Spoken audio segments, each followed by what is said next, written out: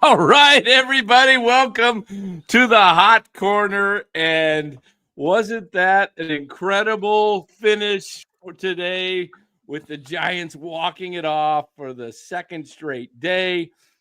Actually, 3 times their last 3 victories on the homestand were all walk-offs Thursday, Saturday, and Sunday. And, man, life is good right now in Bay Area sports, guys. That is the truth. Man, how about that? Did you see Willie Adames coming out of the dugout? He was the only one out there. He was all running with them. I was like, man, that's awesome. That was awesome. Yeah, hey, that's and Senior, he kind of hits it, He says here, these are the kind of things that happen in let me see it. Here it is. Yeah, the Posey effect. These are the kind of plays that happen in magical years. Just saying. You never know. It is. It's a weird thing, guys. It really is. I mean, they're playing baseball. They're winning ugly at times, but they're winning. Right. And honestly, to Glenn's point, he's not going to be with us today. He's busy with his radio stuff. But there's a lot of luck involved. But baseball, I mean, just the game of baseball involves a lot of. Let's talk about it. Let's talk about the whole luck thing real quick. Yeah. Is there another sport out there that's more superstitious than baseball? Oh, no. No, there isn't. So what's that mean? It means people have lucky charms, whether it's how you're remember Garcia Parra, how he'd be doing all this before he even gets to the box. I mean, it's incredible. So yeah, I mean, it's inherent in the game, and there's times where it will reward you, and then other times it'll bite you in the ass. Right. No, and the Giants are they're winning games that are just they're winning it the Giants way. Mm-hmm. Just kind of these 3-2 ball games. Occasionally there's a blowout, but for the most part, they're winning games that are just, they're not that exciting at home, but they're winning. Hey, and didn't we say this is how they would be winning? They're going to win these close games at home. I want to show you guys something that's rather interesting. What would you say this team compares to more, like the 2010 team that kind of came out of nowhere? Or when you look at the Giants, nobody expected them to win in 10, right? Right. Okay, that's fair. Yeah. So look at the 2010 start of the season. They started off 6-1. Yep. Then they went in.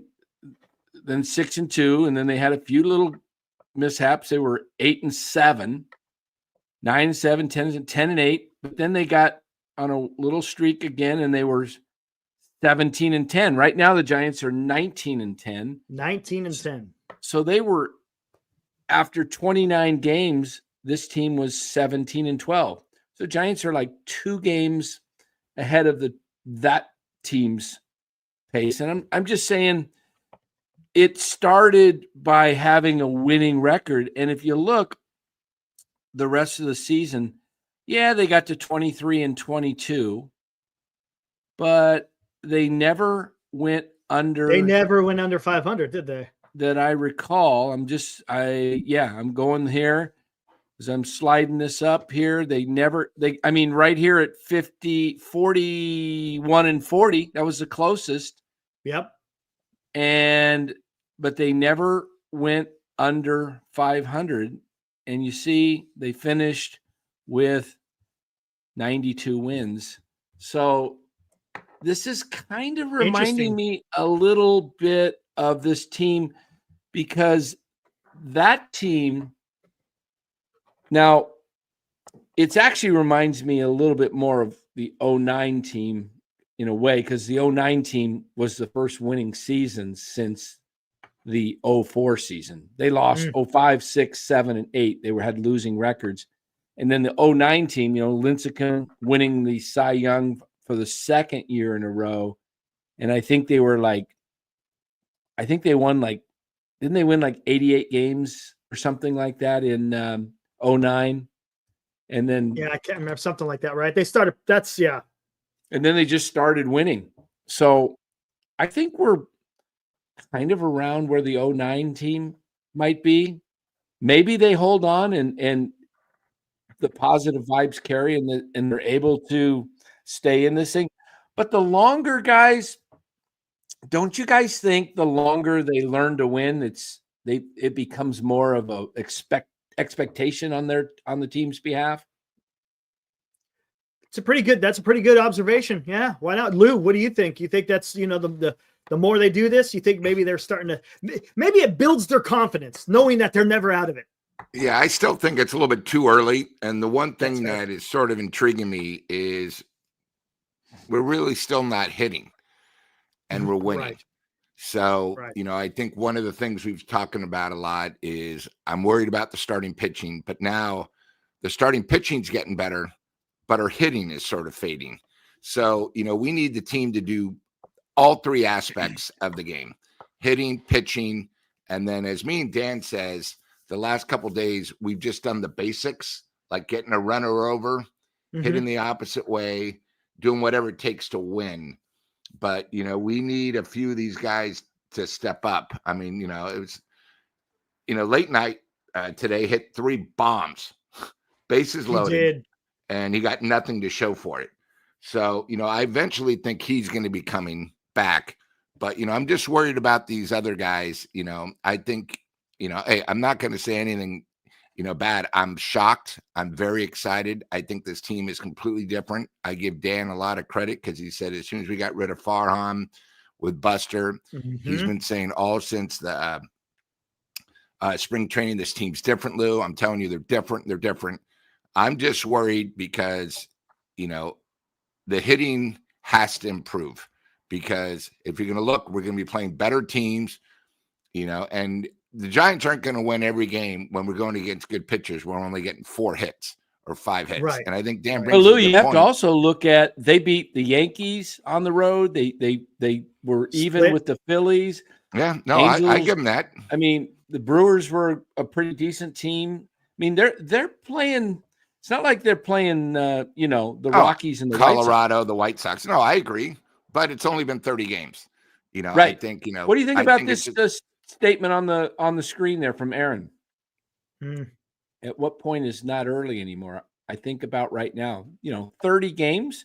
Look, they're coming up on in 10 more games. When the calendar flips, it's no longer early. That's how. Yeah. I mean, I think June 1st. That's fair. 2 months, because you got to remember it started in March, so I know they're playing 2.5, but I mean, right? Eventually we can look at the schedule. But hey, all I wanted them to do by Derby Day, which is next Saturday, is to be close, and they're way ahead of me. So I'm giving them all the credit in the world. I mean, one of the things, it's so funny what makes baseball so special. And Dan talked about this earlier. Last Sunday, we were pissed off, upset at Melvin. The relief seemed like a disaster. And a week later, we sort of forgot about that. Even though it was only a week ago, it seems like a couple weeks ago. And that's what makes baseball so beautiful. You play, you come off an emotional loss, you play the next day. And then, the Giants played horrible Friday, and they come back and win Saturday, Sunday, 2 walk-offs. That's what makes baseball so unique. They're going to have a wonderful day off tomorrow. And then, we play San Diego, who's, going to have their some good pitching too. So all I'm saying is I just think we need to work on the hitting. Now, the one thing about this team compared to Farhan in charge, I know if we do need hitting, we'll get hitting. We're not going to stick with the same guys we have. And, that gives me a lot of hope. Right. Yeah, definitely. We're not Farhan. Hey, Lou, you mentioned you kind of wanted him. You mentioned in the beginning of the season, this 17-game gauntlet that they just finished today was going to be a huge test. And you're saying you just want him to be close. How is this for close? That's incredible, dude. Incredible. That's incredible. Who would have thought? Is that wild or what? No, there's no one. There's no one. No one in the chat, even you, Robert. There's no one that predicted that. Yeah, I don't know Robert, about you that didn't. one, Robert. No way did anyone predict the Giants to be sitting here on April 27th with the Giants in first place. That's incredible. Yeah. So the record in the 17-game stretch, Cole, was 10-7. 10-7. And pretty remarkable considering that it started 8-1 on the road, didn't it? Didn't it start on the road? Started on the road in New York in that Cincinnati. horrible weather. I mean, they had to go through. Yeah, right. That just right. And then to go to Philly. I mean, they almost took 3 out of 4. Remember the one game that Verlander kind of gave up in the 6th inning when I thought Melvin left him in there too long.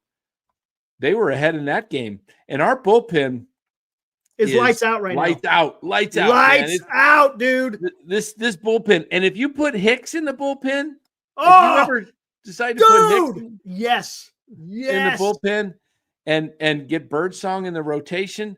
Birdsong's pitching well out of the bullpen right now too. So it's nice to have him. I'd love to see him start. And to talk a little bit about this game before we get into the series, Hicks got, he was okay. I'm not going to say he was great. I think Verlander and Ray had a better outings. Hicks was saved by his defense because they were hitting some line shots off him. They got some hard contact, but he was able to limit the damage, and he had the defense behind him. Yeah, I mean, Chapman with that stab at third base, and then was able to double him off at first base. Jung-Hoo Lee had a beautiful assist, played that nicely, had an assist. Yeah. So I mean, you had some defense out there behind him, but to your point, Dan, once you get into the Giants bullpen, other than with the little blip with what happened with Ryan Walker, but he seems to have got it back in order.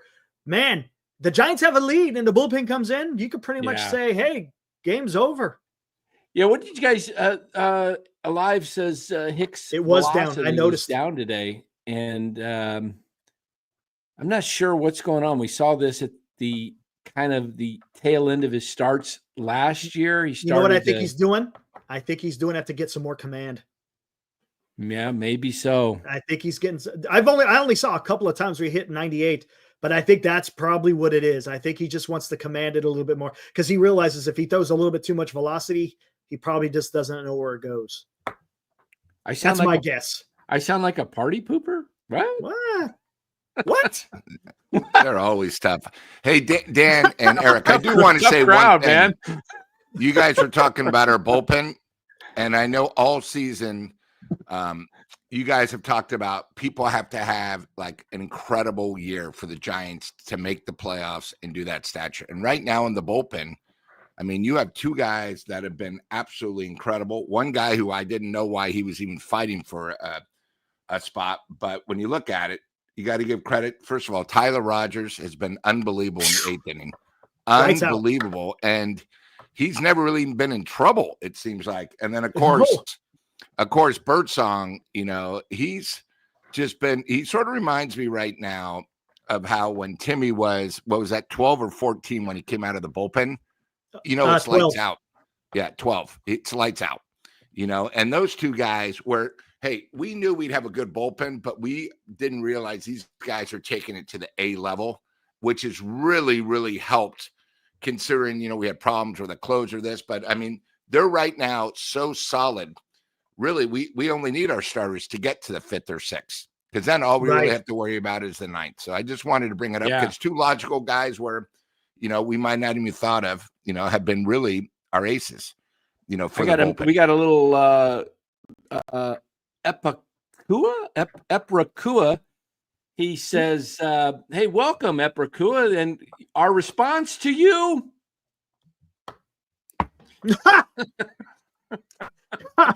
Well, there you go. There you go, Eprakua. I don't even know how you'd say his name. Oh, man. That's pretty good. Speaking of being a party pooper. We might leave that one up there for a little bit. We'll have to talk about that later, Dan. Speaking of party pooper, Mr. Roki Sasaki. Oh, We'll talk about that later. That's that. We'll leave that for that. That was pretty damn funny though. We had some fun on the damn text. But my gosh, the series, man. I knew it was going to be tough. I was a little worried about some of our starting pitching, but Verlander looked good. Ray was fantastic yesterday. Hicks was okay. I mean, that's all you can really ask for. And they had the timing. This is prototypical Giants baseball. Good pitching, good defense, timely hitting, and it wind up winning today as far as the series is concerned. This is NorCal Sports Network and Giants Sports Talk Live. So we'll put all these kind of comments up, guys. Oh man, Luciano's starting to heat up. Wouldn't surprise me. He makes a contribution. Yeah, if he starts hitting, man, that might be your. I don't know why they're not giving him a shot at first base, man. Why aren't they teaching this guy to play first base down there at AAA? I mean, left field, you got to wait for Ramos and Matos to go down, basically. Yeah. And maybe even McRae, because McRae is probably right. Yeah, in there I mean, yeah. Why won't they just get him some reps at first base? Look, if David Villar can play first and Casey Schmidt, I think a guy who played infield could learn.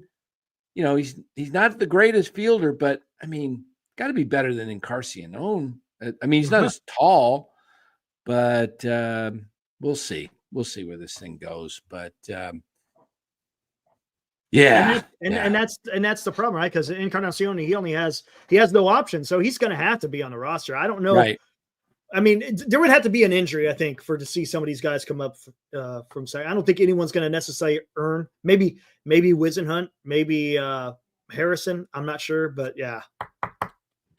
Yeah, I mean, I wish, I don't know if any of the Giants brass watches our shows. You should, because we give you a lot of insight on what's going on. I mean, I really think they should have been working Luciano all off season at first base. Look, Casey got it down in a week. Yeah, he did. Right? Yeah. I mean, imagine Luciano. But he's gifted. He's gifted with the glove. Yeah, though, exactly. Right? That's why I say if you would have given Luciano 4 months to work at the position, he might have. It's another opportunity for him. Look, I would rather have Marco Luciano than David Villar. That's fair. At the plate. That's fair. I just totally would. I mean, Villar, we'll see what he does. I mean, I'm rooting for all the Giants.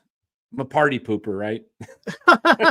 Hey, look at Orange Man. He's chiming in. He's saying he's going to win the division. The Giants going to win the division. There we go.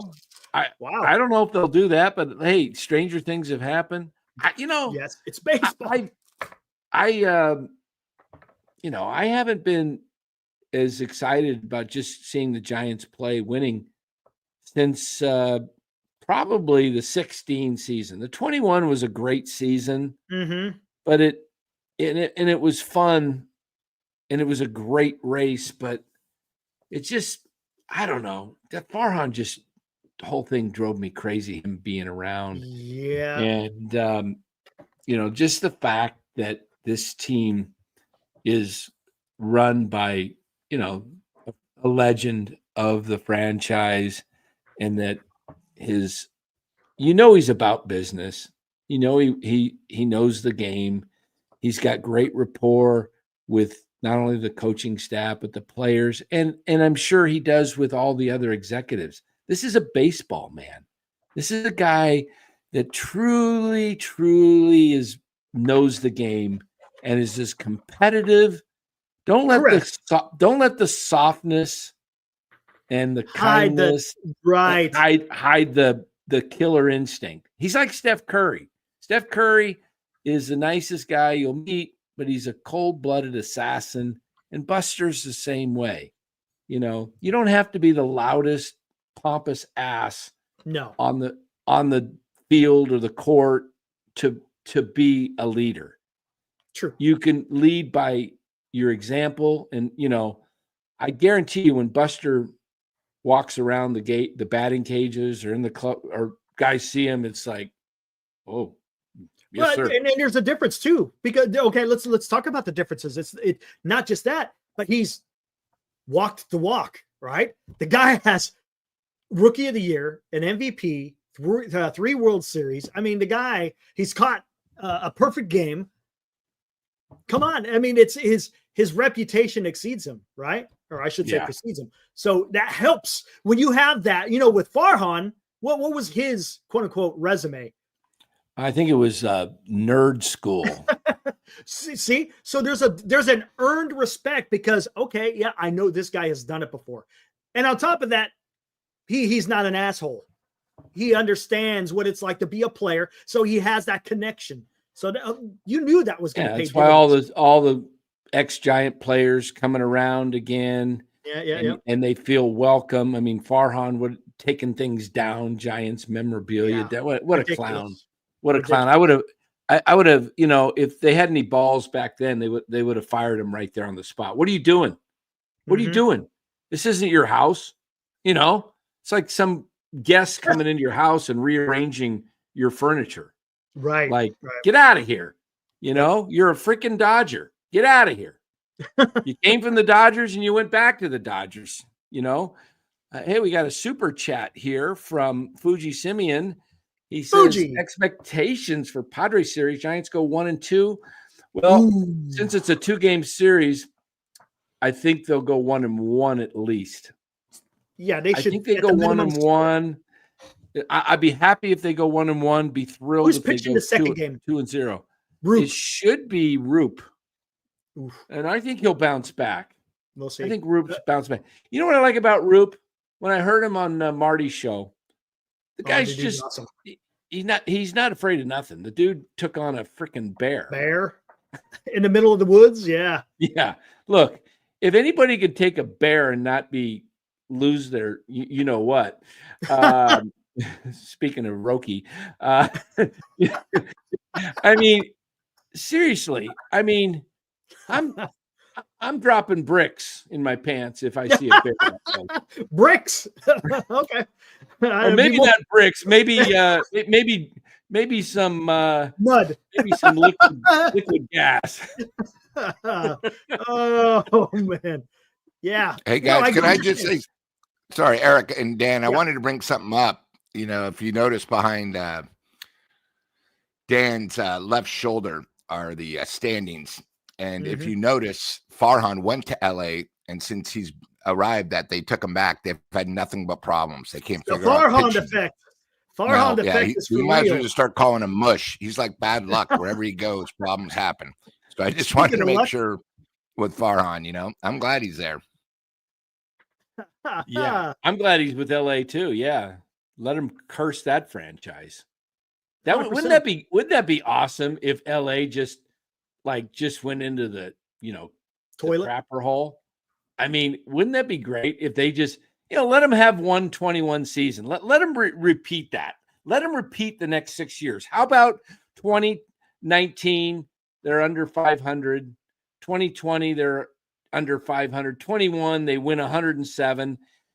22, 23. How about for 25 the Dodgers under 500? 26 under 500. 27 they have a great year but they fall in the playoffs. 28, 29 and 30 they crap the bed. How about that?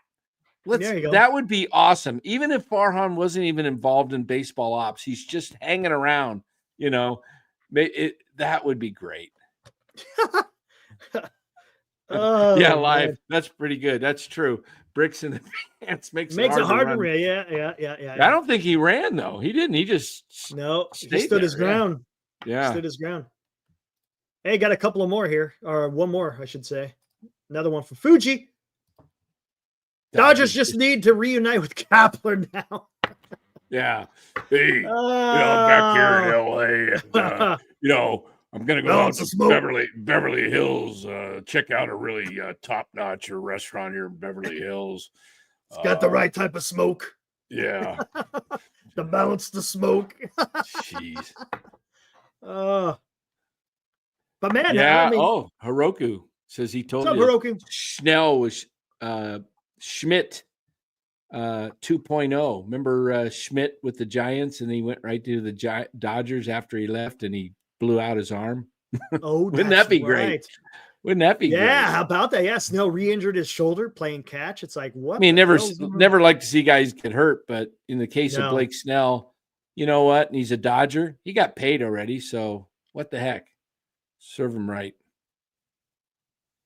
Robert, you say that every time. I'm not going to. I'm not going to revise my pick. I'll be happy to be wrong if they win 90. But if I revise at 90 and I go, they're going to win 90 and they end up with 85 or 86, you know what? I'm hoping I'm wrong. Look, I told you guys my little secret. I picked 86, figuring if they go to 82, 83, I'm not that far off. And if they go to 90, I'm not that far off, right? I'm pretty close right there. So I hedged my bet. What is it? I look smart either way. Yeah. And hey, Robert, I know you say this all the time, but obviously you haven't been watching the Giants because you keep saying the Giants are getting capacity crowds. Have you been watching the Giants? Dan speaks, and I've been to 2 games, Monday, Tuesday, and Wednesday. They're drawing about 15,000, even though they're saying there's 24,000. That's why they're selling $10 tickets. $10 tickets. Now they're starting at 501. Yeah, if they're capacity crowds, why would they sell tickets for 501? You got to remember, Saturday was Crawford giveaway day, and every Sunday they get 30,000. So you keep saying capacity crowds like it's been like that all season. You haven't been watching the games. So, you keep watching. When they come back and they play teams like Arizona on Monday, Tuesday. Now, day games, like, Thursday's day game, they did have 28,000. So that's a good crowd. But capacity is a sellout. Yeah. Speaking of that, Lou, back in Candlestick, the Giants went to the one season or 2 seasons, I can't remember. They did it like the Cubs, where they played almost every game was a day game. Would you like to see? They had 21 day games, the most ever. They used to only average about 6. They went to 21. Then the following year, they went to 39. So almost half the games were day games. Wouldn't you like to see that again and maybe just do Tuesday nights or something like that, and then have the day games, just because they don't draw well. No, they don't. Night during the week, and it's hey, let's just be honest. It's not that enjoyable when it's 55 degrees to watch a ball game and it's cool and then the wind picks up. Now, if you're down where Lou is, you feel it more. I didn't feel the cold as much because I was under the underhang of these, I was in the club level where the what was it? Covered. I guess it would have been the announcers. Yeah, the comes press out. Box. Press box comes out over me. So I was shielded by a lot of wind, and it wasn't as cold. But when you get that wind whipping up, you look at the people. People forget this ballpark is closer to the ocean than Candlestick was.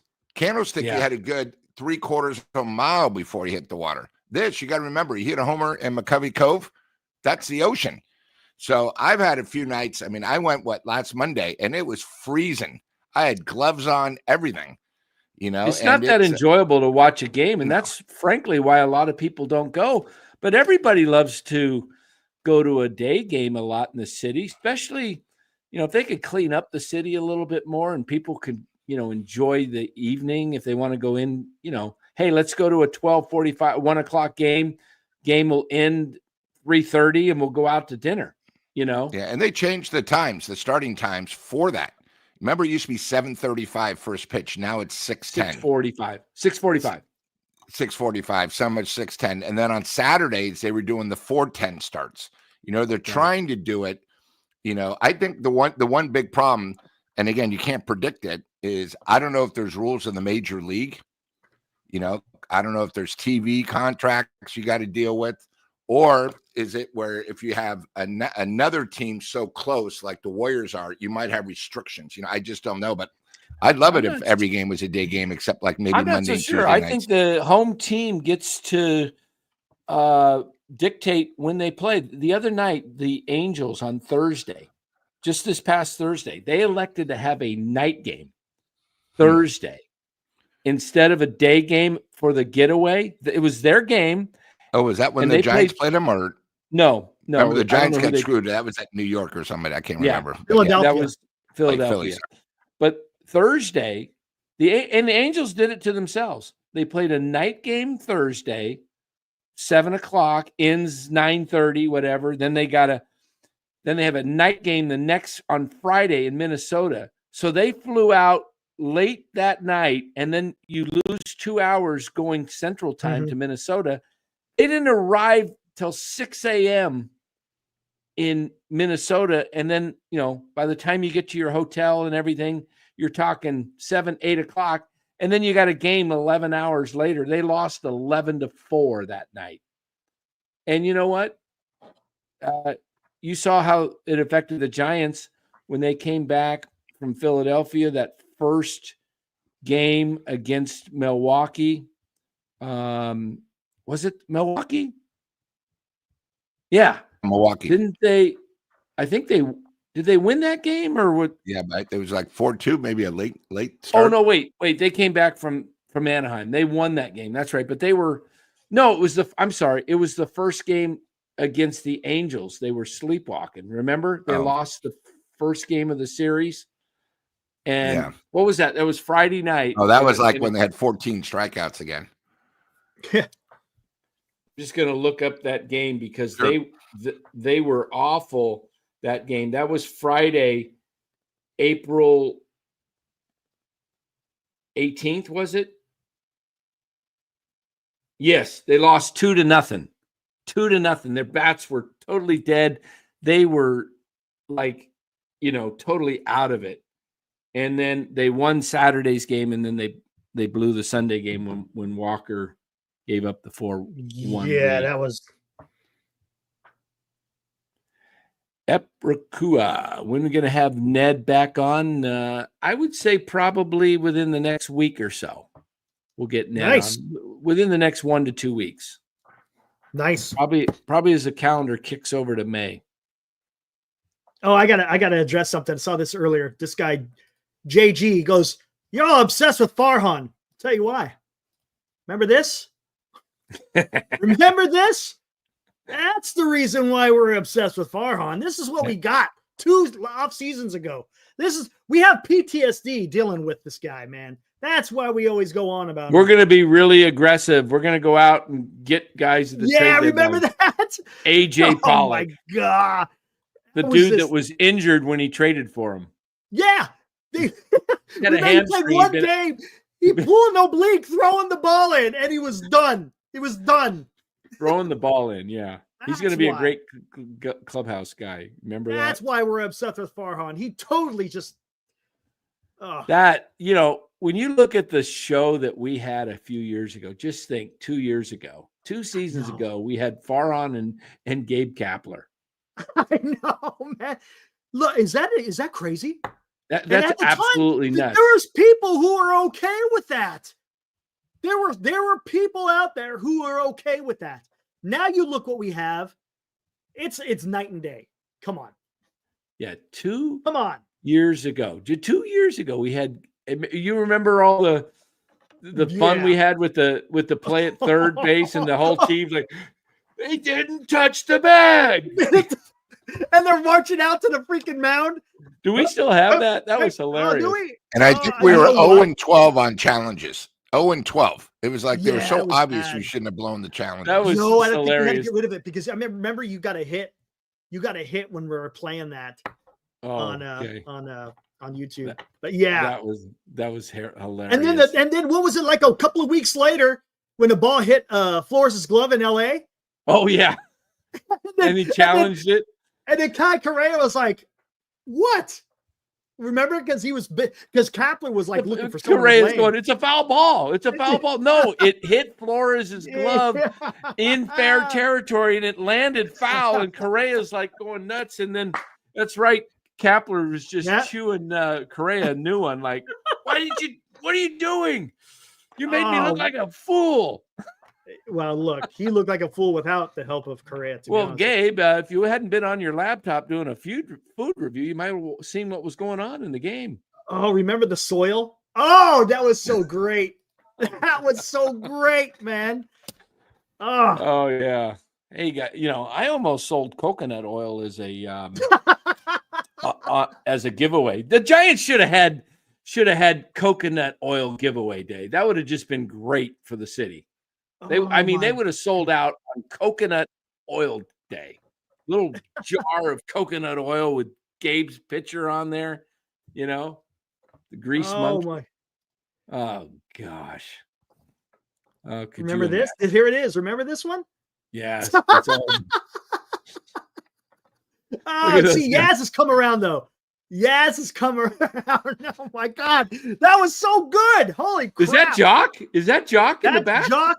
There's Jock, and then Kai Correa and Slater. Slater, and who was this? I think it was Doval. It was Doval when he wasn't. Oh yeah, remember here they're fostering. Oh yeah. Fostering them. Oh yeah. Man, how about that? That was freaking those classic. Quotes. Gabe's in Miami still, isn't he? Is he still with the Marlins? I think so. Yeah, he was one of the guys that didn't get fired. Yeah, I think he's in the front office of the Marlins. Yeah, the Marlins are bringing up some decent players, though. I mean, they're not too bad. What is the Marlins record? Let me look. Marlins are 12-15. Nah. Ibrahim, those are some ugly ass turnips. Pretty good. Nice. Hey guys, if you're watching, I know we're streaming on both channels. Make sure you hit the like and subscribe on the channel you're watching. It helps both channels out, helps us grow with the algorithm. So we appreciate that. Thank you so much. Yeah. Oh, we got a Fuji Simeon, another one. Gabe is assistant GM. I forgot about the coconut oil. Oh, that was bad. That yeah. TMI, man. TMI. Oh, I might have something here. Let me see if I can pull this off. Lord. I might have something.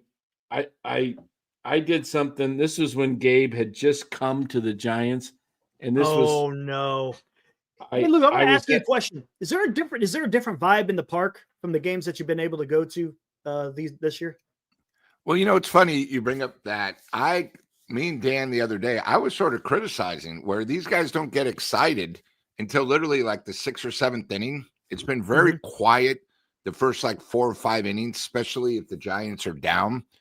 I mean, I think the problem is I've gone to 3 games and they've had problems.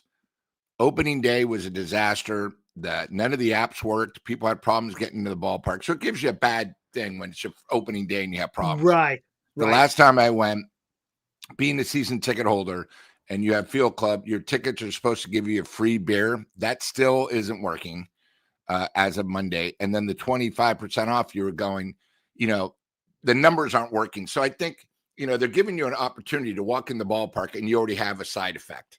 But the overall vibe, the one good thing they really did is 2 years ago where I sit in my seats, the net literally was connected to my section, for foul balls. And then they moved it. So actually it's not like we're caved in. It's now, a good 6 feet away. So you can have a little breathing room. The problem is the games I've been to, except opening day, the 2 other ones, 4 rows behind me were completely empty. There's nobody there. And if you notice, unlike Robert, when you watch these games, there's a lot of open tickets. And if you go on StubHub, it's almost like the whole ballpark is trying to be sold, So, different vibe. Yeah, probably they are, but they're also winning, so. Right. I think that it always helps when you win. Everyone gets excited. The bleachers, every game seems to be packed. Like when I went Monday, it was San Francisco State Day or something. So that's where they put them. They had a band and everything. Yeah. So, and what about, it seems like the fans are really hyped about Jung-Hoo Lee every time. Yeah. He comes so up the bat. That's the one thing is you hear that cheer left and right. I know the bleachers, they don't really are really publicizing. They used to have a section called the 415. Yep. I don't know if you remember that for the city, and they're not really selling that many. So to the left of them is the Jung Lee section. So I mean, they're there. They're dressed up. They have shirts. I mean, I even saw pom poms the other night, and every time he comes up, even when he warms up, they're all doing the chant. Which is great. We have something. It's probably awesome. The first time since Milky. Remember when we had the Milky Cabrera, and everything? The first half. Milkman. So, hopefully, and you know what? He deserves it right now because he's been so solid. He's really helped. I mean, imagine, with our lineup without him, where we'd be. But he deserves everything, and hopefully, he can last. And I will give Dan credit. He said on a text on LinkedIn and on the show many times, he believes in the next 5 years he will win a batting title. So I think, Dan saw it before anybody else. Yeah. I don't know about that, but, we'll see. I mean, he does seem to be a guy that has great hand-eye coordination and puts the bat on the ball, and he can hit it to all parts of the field. Hey, speaking of hitting it to all parts of the field, in recapping this weekend, I want to give hats off to Patrick Bailey. One of the best at bats I've seen in a long time. He just played fungo. He didn't try it over. He just went poop. He just went. It was the first pitch. He just went. And he literally was trying to do that. You can't convince me any otherwise. On the show, I was like, I'd rather see him make those little dunk shots every freaking time he comes up to bat than trying to swing from his heels and just striking out and looking awful. Just put the bat on the ball, just go wherever the pitch is thrown, and just get a base hit. If you finish with freaking 5 home runs, I'm okay with that. But if you finish with like a 260 average and you're always on base, come on. I'll take that every day, especially where he's batting in the lineup. Hey, look at Buster here. He was actually getting a ticket for the game back in there's Buster. The Paw Day. I remember those. That was Buster with his I'm looking for that video, but I can't seem to find it. I'll find it here. It was pretty funny. I was doing a little thing. Yeah, kitchen. Man, he laid into that one. Just wasn't enough, man. That one into the left center with Bailey. He crushed it. But again, you hit it because it was what he was batting left. So yeah, it was an opposite field shot. Just wasn't enough. Just get a base hit, man. Yes. Oh, Fuji. Yeah. Bailey using torpedo bat today. Oh, he almost got a hold of it. He thought it was gone. And it wasn't. Yeah, I was like, when it didn't sound like off the bat, that's gone. Yeah, but it was kind of off the end of the bat a little bit. It wasn't. Yeah, I mean, he must have missed a part of the torpedo. And what's ironic, if he probably would have used his old bat and it wasn't the torpedo bat, it probably would have gone out. Maybe the sweet spot is located because right, there would have been more wood at the end of the bat. Yeah, interesting. That's interesting. Yeah, because the bat gets thin at the very end of the barrel. At the very end, you lose more wood. Yeah. Yeah. Shoot, man, they should be able to make that thing like one of those bazooka bats and just have like a little tiny little handle. Did you ever see what the hell was that guy's name back at turn of the century? He had the bottle bat. And it was an abomination looking freaking bat. But he didn't use it for power. He just used it to get base hits. Yeah, not even torpedo bats work at Oracle. Isn't that the truth? Man, no home runs in the whole series by either team. That's right. Yep. Just, triples and doubles. A lot of doubles. Yeah. Yeah. Man, don't you think Jung-Hoo Lee's hitting the ball harder this year instead of those ground solid balls contact that he hit last year? Yep. It's like his swing's a little bit more, I don't know. Maybe he's adjusted a little bit because he was always on top of the ball last year. It would just be really hard contact, precise. Yeah, he's hitting it hard, and He's got to be up there. Let me see if I can pull that up. I bet he's up there in the league leaders. He might be in the league leaders still in doubles, right? Didn't he? I know. Yeah, I think he was tied. You're talking about Jung-Hoo? A week or so ago he was. I think he's got 11. I think he's got 11. Let me look here. Standings, or let's see, regular season. What are we looking at here? How about Eugenio Suarez Day yesterday, guys? And then he still lost. Yeah. I mean, 4 for 4 with 4 home runs, 5 RBIs. He's got 10 now on the season, but he's only hitting 206. Wow. Yeah. I said, if Mike, are you out there? Mike, what the heck did I just put? Mike O, if he's out there, I said, I wonder if I offered him Jose Ramirez in fantasy for Eugene O. Suarez right now, if he would take the deal. I wouldn't offer him that, but just to be curious to see if he would. He'd probably say, no way, I'm sticking with Suarez. Does Wade get all of May to try to improve his average? What do you guys think? Yeah, I think they're going. They're look, and I said this before too, and I don't like the way his at bats are, and I've kind of been advocating that, hey, maybe there needs to be a change. But I said you got to give him until the end of April at least, just to see what he's got. You mean end of May or April? No, I'm sorry, the end of April, and then just to see, where he's at, and then maybe sometime in May they make a move or something. But his last couple of games have been decent. Unfortunately, he's hitting the ball hard today, and that's a good sign. Who was it? There was somebody, I can't remember. It was an old timer that I'm not sure if it was Pete Rose or somebody. Guy comes up to maybe it might even been Willie Mays. Not sure, but somebody, you have you're having a tough time at the plate and you just drive the ball on the nails. You just smash it. Mm-hmm. And you come back to the dugout dejected because now you're 0 for 1, 0 for 2 or whatever. And I can't remember which player it was that said this. He says, hey, you just beat the pitcher. He just happened to hit it.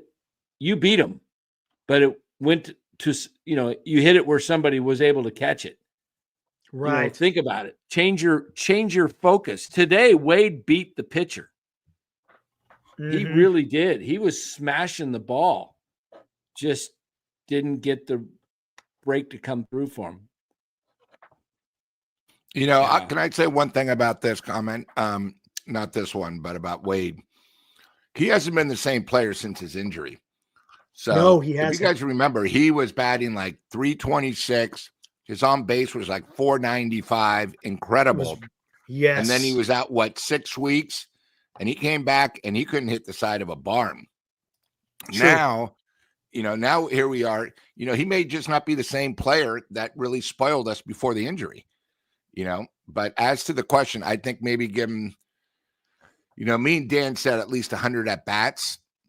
And okay. I think for him to get, we can't have a guy batting below 100 when we have 2 or 3 other guys hitting below 200. And you got to remember he, since there's so many righties, he's in there, 80% of the time. You can't have it. It's like a pitcher hitting. So hopefully, it can turn around. But you got to give him, at least 100 at bats, maybe midway through May. And I don't know if they accounted for today, but he's got 70 at bats and he's still batting. Yeah, I don't think they took in consideration today because it shows him batting 114 and it's less than that. I think he's batting like around 110, 109, if I'm not mistaken. So, that's a great point. You can't just keep having a guy batting on the interstate. You just can't. I mean, because look at this. Even if he goes on a run, what the heck is it? Where's he getting? How much is it going to take for him to maybe? I know Bond said something similar. Hey, look at these guys. Look at the actual batting leaders. Aaron Judge is just tearing it up. Dude, yeah, I know. Now, look at this here. Look at doubles, there's Jung-Hoo Lee with 11, tied for second. But if you look at home runs, Raleigh, Suarez, Carroll's got that many. Wow. Soderstrom, Trout. Mike Trout's having a horrible year, though. You want to know what his batting average is? Under 200. Yeah, it's horrible.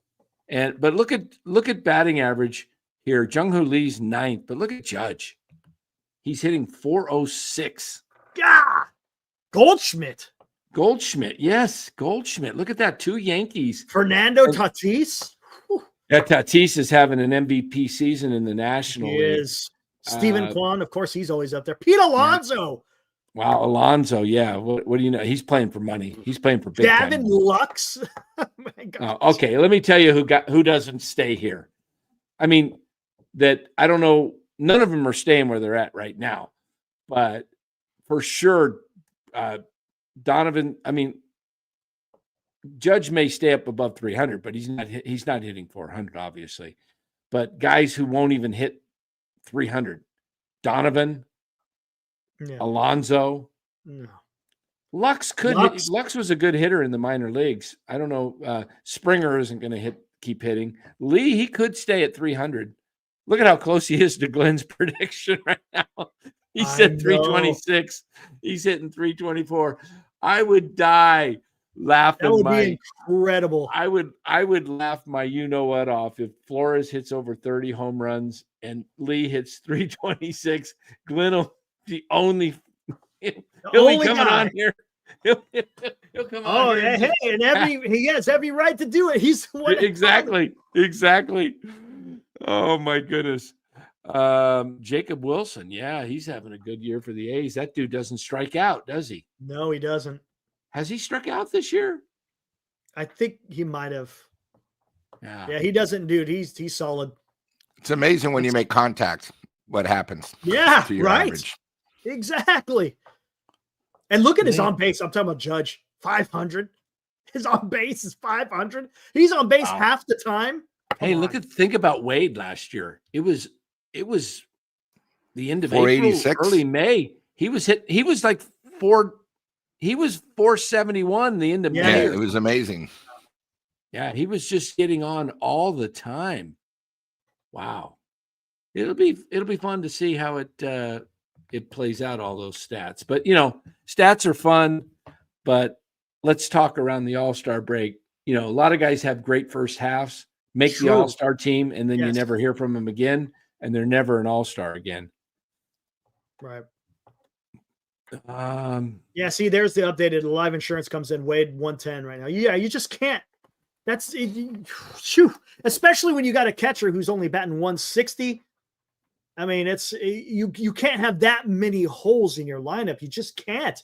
Nothing against the guy. Look, I'm not trying to shit on him. I'm just saying the production, you can only go so far because right now it's not costing them any games because they're 19-10.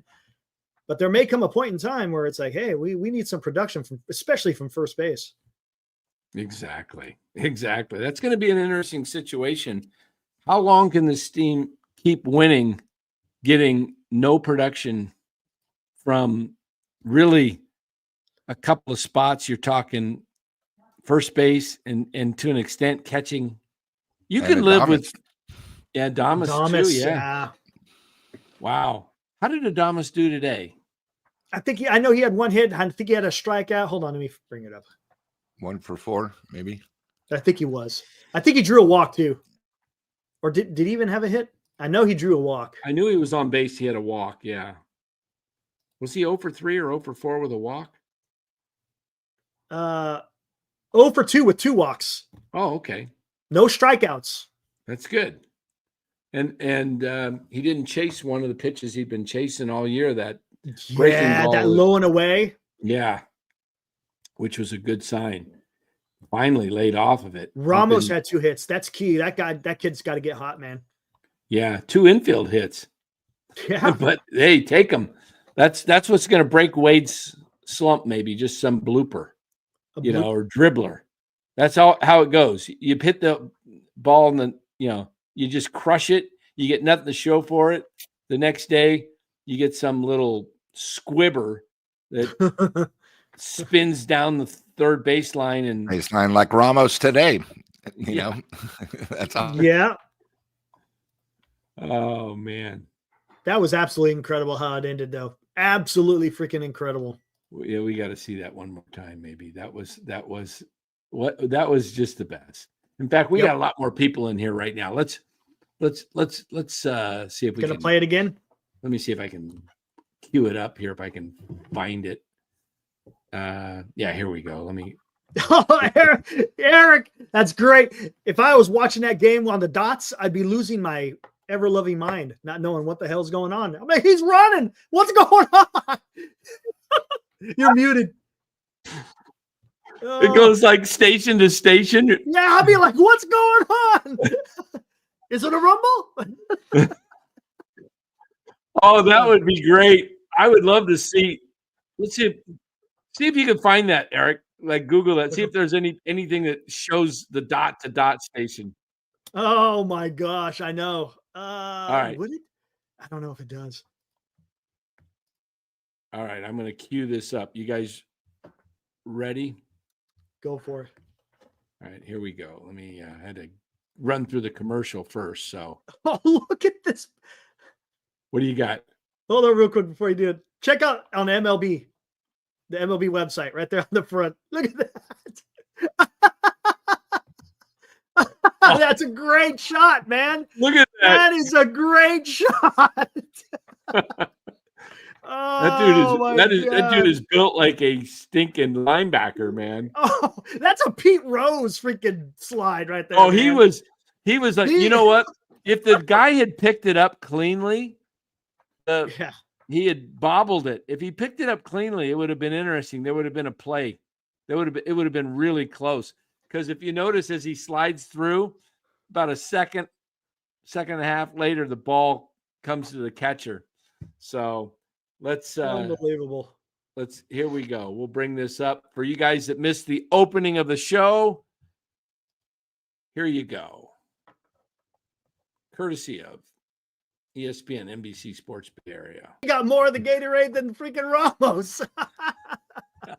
That's funny. Man. Well, since we're showing some crazy base running, let's watch one more crazy moment, but this time with John Miller at the mic. Oh, that was great. Wait. Okay, let's break this down to the eyes. You got to get the TV coverage. That's the radio MLB. We wanted John Miller. Yeah. Oh, yeah. He's hysterical. It's great. I think I have the. I got it right here. I think. Okay. Yep. Here we go. Hold on. Wait, is that it? Nope, that's not it. Nope. Hold on. Where is it at? How come I can't? Is this it? Oh.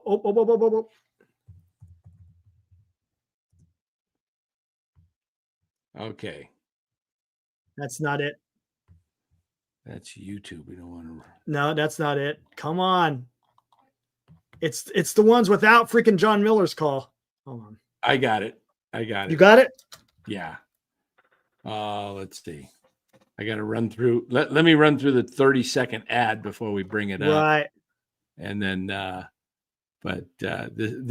was classic. The worst base running I've ever seen.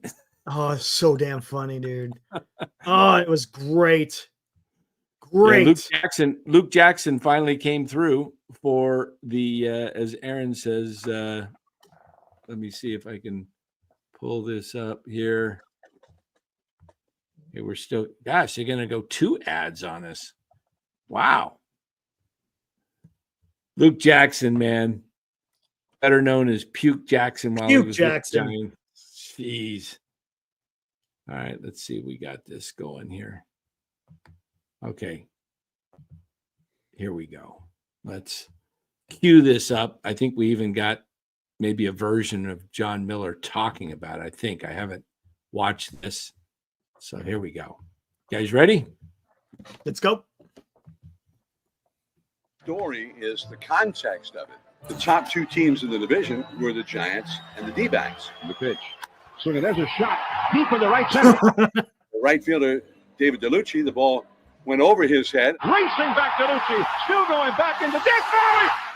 And the ball is rolling out to the 421 marker. It goes right over his glove. He missed it. Game over because Ruben Rivera was a fast runner, a great athlete. So he was going to score easily. Startled, to say the least. Shocked. He doesn't know where the ball was. He missed second base, started to go back to first base, but he needs to retouch second base, so he goes back to second base again. Marquise Grissom is running at him, shouting at him, go! Now he's heading for third, and they're going to throw him out by 20. The throw has come in. He's going to be out literally by 10 feet at third base. But the throw to third is blocked. The ball comes up in between hop, hits the third baseman, and rolls over to shortstop. Not good, but it's going to be second and third and nobody out. They still have a great chance to get him home and win this ball game. Now he's heading home. He got up and headed to the plate. The loose ball in the infield, and he's out by 5 feet at the plate. It's an easy out. I was outraged like a fan. And that was the worst base running in the history of the game. I always felt bad about that. A couple of days later, the Giants released him. I showed up at the ballpark, went into the clubhouse, and I didn't know about it yet. And then one of the coaches said to me, he says, they released Ruben Rivera just a little while ago. I said, really? And he says, are you happy? And I did feel bad, but I think the context was everything about that play. It was not just that he didn't score and these misadventures in the base match, but it was a big game, the top two teams in the division, and it was the winning run in the bottom of the ninth inning. The throw to third is blocked. Now he's heading home. In the third base. In the infield, and he's out by 5 feet at the plate. And that was the worst base running in the history of the game.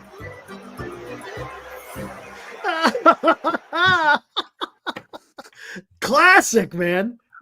Oh Classic. my goodness! Did they win that worst game? By the base- way, I don't did they even end up know. winning that game? Well, they released them the next day? Is that what it was they said? A few days later, whatever it was. Oh gosh, man, dude. that's funny how he tells the story. Are you happy? Are you happy? Oh man. Oh my gosh, the third base coach is like yelling, "Stay, stay!" He just took off. I think he was just panicked. He just obviously he got into his head like, I've botched this. Now I can score. Yep. I was supposed to score originally, so I got a chance to redeem myself, and you just, oh gosh, I know. wow.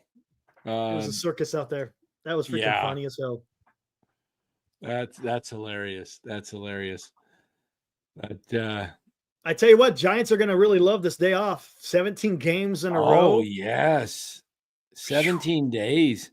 They don't have another day off again after today until a week from Thursday.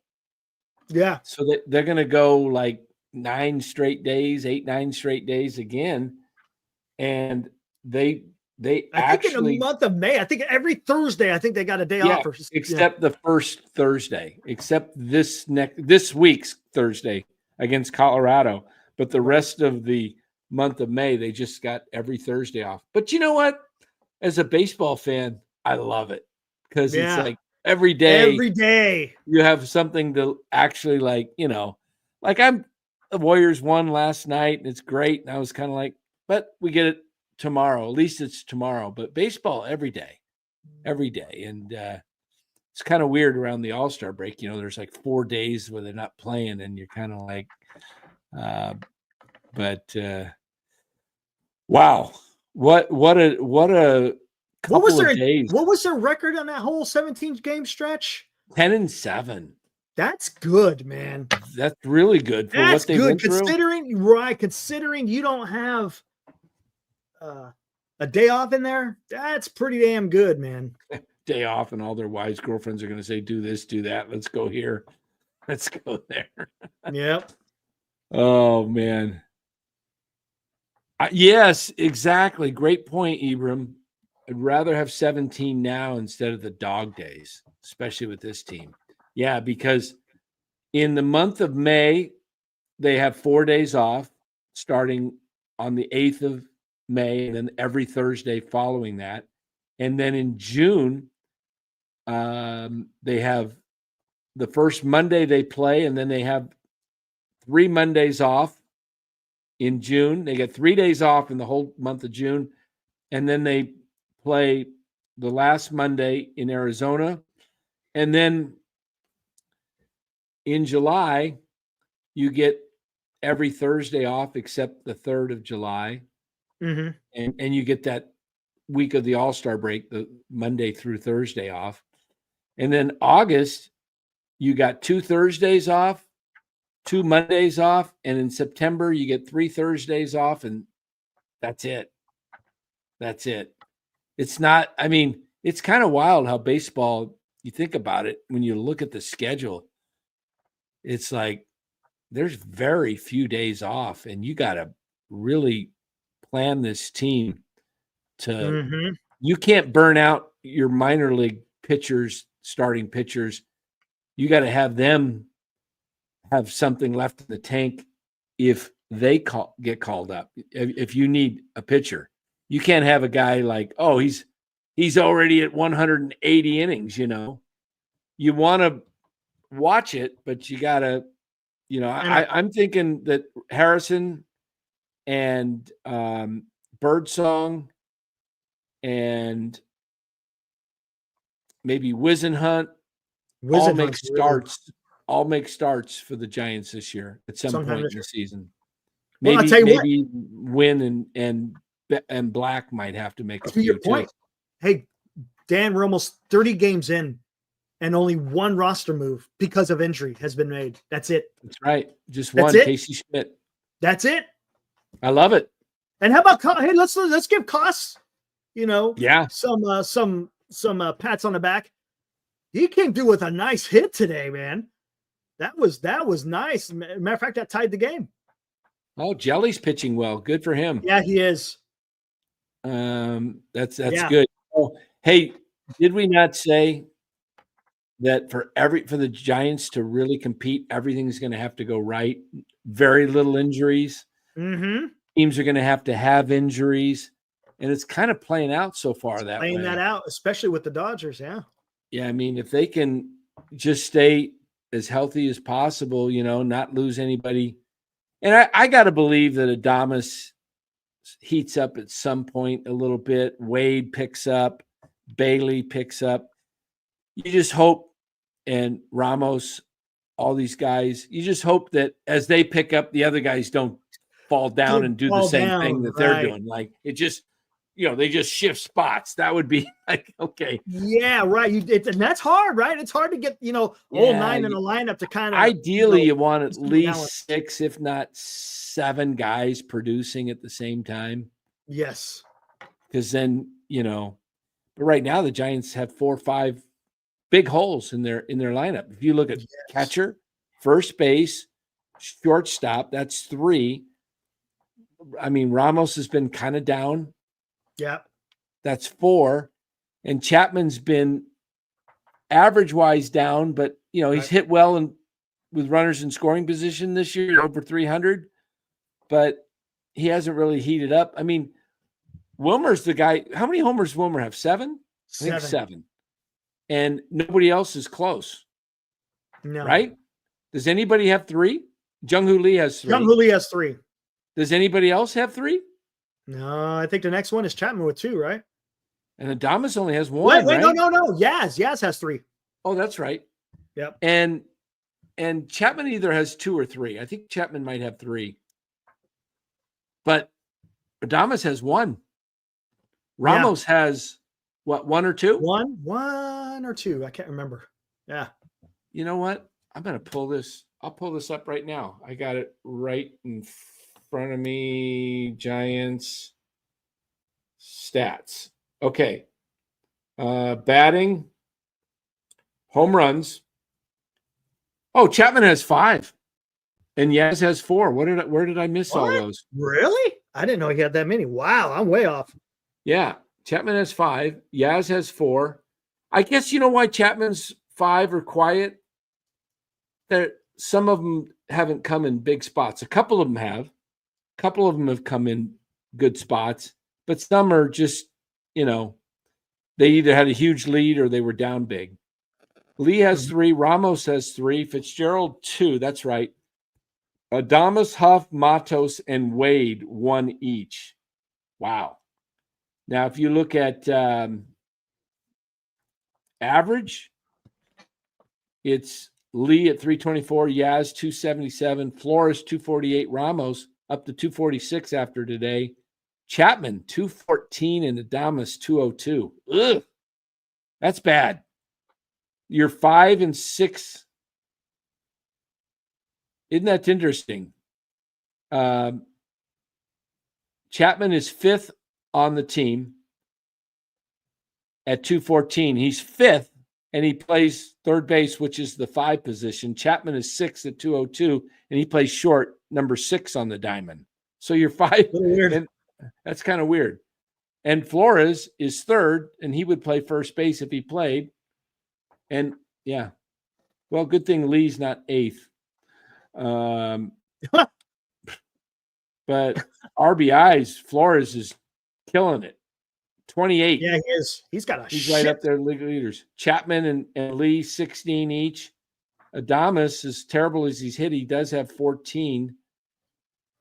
Yaz, 13. Ramos, 10. Bailey, 9. Wade, 8. 7. Fitzgerald. And then it drops to Huff and Schmidt with 2. And Koss got his first today. And Matos has 1. That's the only RBIs they have. That's pretty wild. Hits, it's Jung-Hoo Lee by 35 to Ramos 28. Flores has 25. Adames 23. Adames has 23 hits. Wow. Doesn't seem like that. He's got more hits than Chapman. Chapman has 21. Chapman's just walked more. Yeah, that's what it is. That's why his average. Yeah, hit on base is like 380 something. Yeah. Yeah. Let's see. What else would be interesting? Fitzgerald has 5 stolen bases. Yeah, I and think Chapman 4, Lee and Ramos 3, and Ramos got that big one today. Yeah, that was a nice deal. 2, Adames, Flores, Matos 1. Strikeouts. Who do you think's leading the team in strikeouts? Ooh. This is interesting, and they're all bunched Bailey? together. No. My guess is Bailey. No, it's not Bailey. No? Okay. I know Adames is up there. I'm seeing Ramos. There it is. Alive got it. Ramos, 32. Wow. Adames, 31. Yeah. Chapman, 30. Bailey, 28. Then Wade, 21. Flores, 20. Yaz, 19. Fitz, 18. Lee, 17. I'm not going to count the rest because they don't play that often. Guys like Huff and Schmidt, Koss, Matos, and VR. But Lee surprises me a little bit, but I'm not concerned because he's going up there I think he's looking to hit the ball with more authority this year. So he's going to strike out a little bit more, but he's right. So those are some interesting stats. Base on balls, another interesting look by a long shot. Who do you think's leading in walks? Chapman. Yeah. 26. Yaz is next with 15.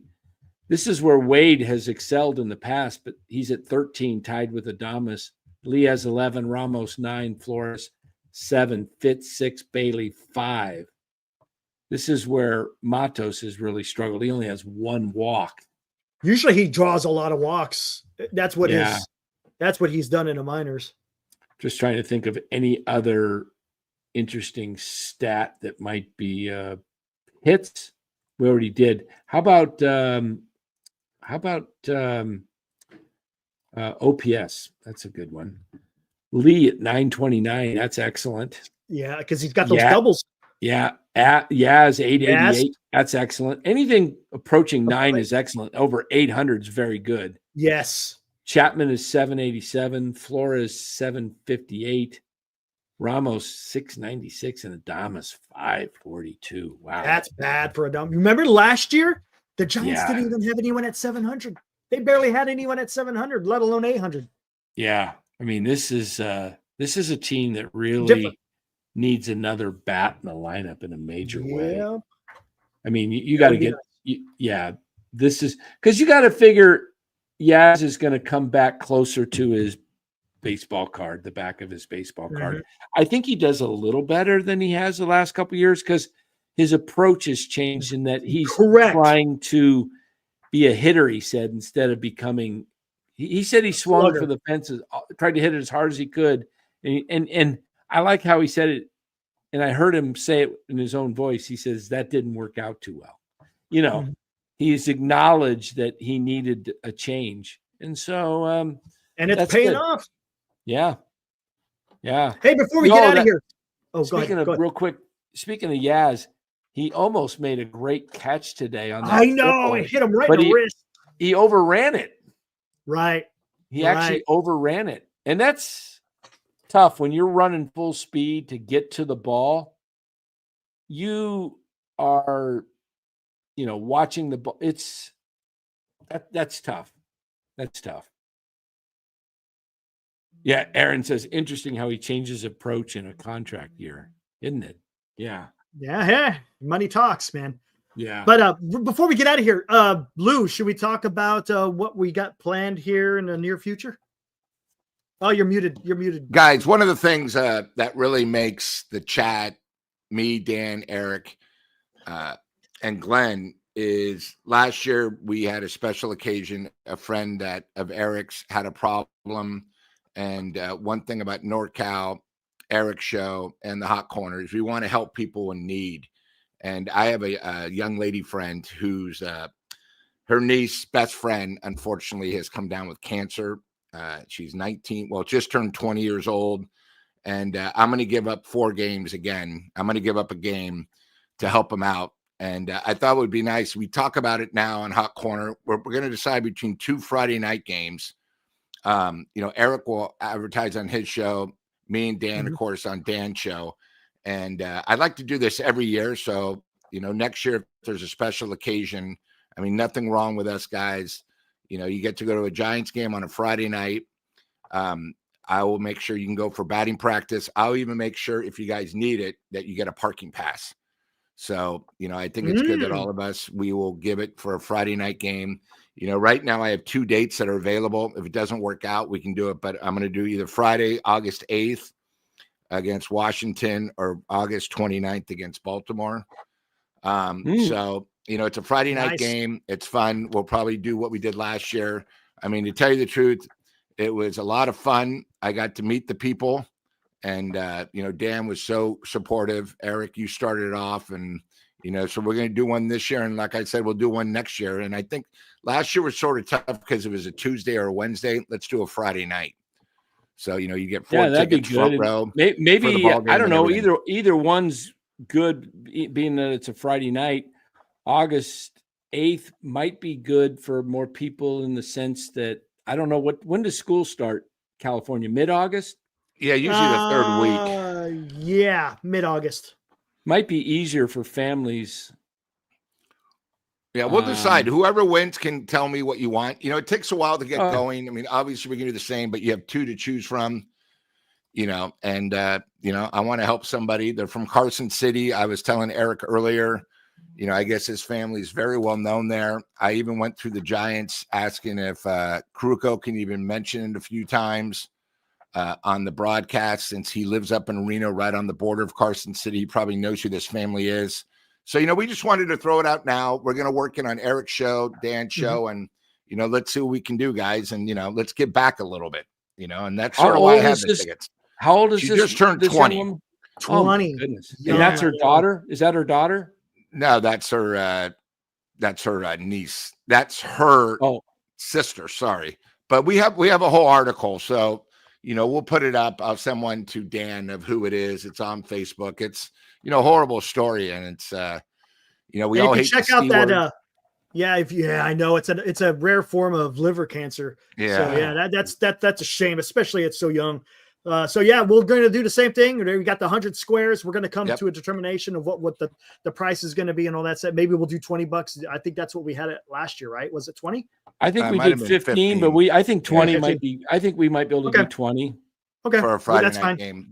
Right. Just you guys, just think about it now. We'll start working on it. I thought with 2 shows we'll be able to fill the 100, and we got a little time. But Oh yeah. I'd like to do it every year just to help somebody out. So if next year, if somebody early in the season, and we'll let once us we know. raise all those, we'll do the winner here on the Hot Corner on a Sunday night. Yeah, that sounds great. That's perfect. We'll spin the wheel, as they say. Yeah. And no, it's not the highest bidder. It's everyone has an equal chance. You just gotta it's kind of a random type thing. It's you pick sort of squares, crazy. and if your numbers come up, you win. Yep. And I don't know, RNG. maybe do we want to limit it to in the beginning to maybe 5-10 squares? That's what I was thinking. Yeah. 5 per person. Because the tickets are worth probably $250. I think I paid $248.80 for a Friday night game. So for all 4 or per ticket? No, each per ticket. Wow, Yeah. that's $1,000. Yeah, exactly. So, I don't mind donating it for a great cause. So, last year I thought it was Eric, I'm so glad you bought it up through Russo. So yeah, that was awesome. I have someone this year, and then next year, Dan, if you know somebody or someone. I hope I don't have anybody next year, man. Yeah, I know. It's like, but let's get back a little bit, for a good occasion, Friday night ball game. Agree. Who knows? Hopefully we're playing well. So I just wanted to throw that out there on the Hot Corner since we sort of have both shows, and we'll keep working on it. Absolutely. Awesome. That'd be awesome. Hey, great job. You put that together, looks like, Eric, right? Yep. Awesome. Yep. Yeah, I know. That'll be a lot of fun. I shouldn't say fun, but I like helping people when we can. You know what I mean? That's what I'm trying to say. Yeah, of course. Yeah. Wow. Well, that'd be great if we sell 100 squares at $2,000. $2,000. Yeah. And that'll and we'll again, you guys get to go on the money. batting practice. You get to go on the field for batting practice, take photos, and then we can get their name on the scoreboard. So we make it a full day, and then I'll see if the Giants can throw in parking. So it's such a good occasion. Wow, that's awesome. awesome. We can do. Yeah. Great. All right, guys. I guess it's time to get out of here. We got shows nice and quick tomorrow night. Basketball I won't have a Giants game post game, but we'll do a Warriors post game here. So on NorCal Sports Network, and you guys are going live tomorrow with Giants, right? No, day off tomorrow, baby. Day off. Yeah, that's 17 games straight, man. Damn. All right. Awesome. Well, guys, hey, thanks for watching Hot Corner between Giants Sports Talk Live and NorCal Sports Network. We hope you enjoy this Sunday wrap that we do, and it's always good when the Giants are winning. Yeah, isn't that the damn? I don't even know how to act half the time. I'm like, what am I doing here? Yeah, we don't know what's going on, man. When the Giants keep winning, so we'll enjoy it, man. We'll enjoy it. Absolutely. Hopefully, it rubs off over onto the fans of the Bay Area that they start showing up. They used to, in the championship years, they were selling out every night, man. At least they should have at the minimum. Maybe when school gets out in a month, gets out, it's a lot easier. Yeah. Maybe those weeknight games at minimum should have over 25,000 a night. Right. Legitimate 25,000. Legitimate, yeah. Not an announced 25 with 16 in the house. Right. All right, guys. Hey, thanks for watching Hot Corner. We will see you next week, same time at 8:00. But as our individual shows, you know what we're on. We're on after every Giants game, post games, both channels, and otherwise, if there's nothing going on, I guess 8:00 or 8:30. I guess kind of hard to say now because there's a game every night except for tomorrow. Yeah. So we're just on after Giants games. All right. Exactly. Whenever they finish, we're on about a half hour off. All right. You go right after, I go about half hour. Everybody have a great night. Thanks for watching Hot Corner. We'll see you next weekend. Woo!